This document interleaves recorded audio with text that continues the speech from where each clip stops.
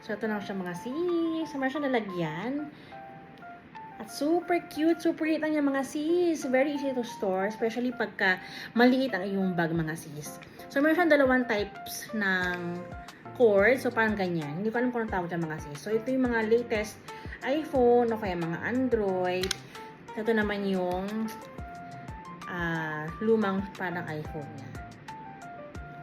So, 10,000 mAh. So, nagamit ko yung dalawang full charge ng iPhone 60.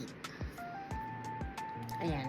Yun ang mga sis. Tapos meron siyang mga libreng sticker, lagyan mo design, paalam mo na sa'yo yun. Ayan. Super liit, super easy to store mga sis.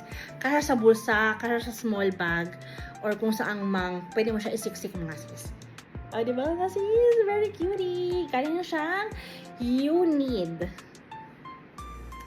Try nyo din mga sis.